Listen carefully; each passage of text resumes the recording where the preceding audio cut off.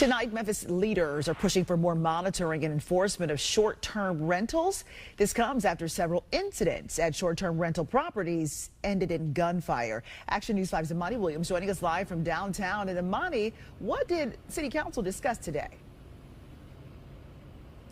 Well, Joy, not only is City Councilman Philip Spinoza said he is fed up with these short-term rentals ending in gun violence at those parties, but he said he also spoke with several residents across the city who also said they are tired of living near short-term rentals where the parties end up in gun violence. So today, the City Council talked about ways they can enforce the ordinances that are already in place. Several shootings, some ending deadly, but many have one common denominator: short-term rentals. 7 of them were shootings. There were 2 deaths.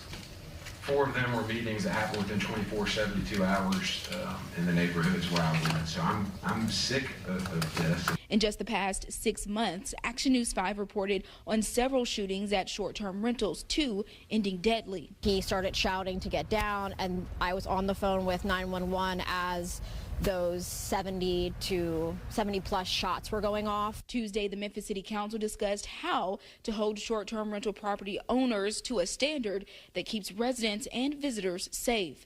If this resolution passes, property owners could expect stricter guidelines, monitoring, and more communication with city offices. Once we identify the addresses, we can put that in our system, and at that point, start monitoring that property on just about any type of calls for service from the city. In 2023, the City Council passed an ordinance to address the rising number of properties being used as short-term rentals.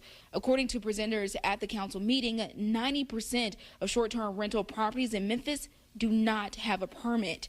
Tuesday's resolution asks for more monitoring and enforcement of the ordinances and requirements already in place for short-term rentals to combat incidents like this.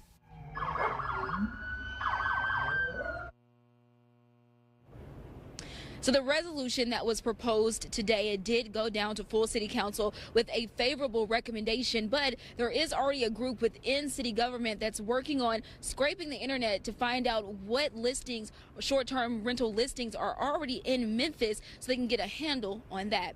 Live downtown, Imani Williams.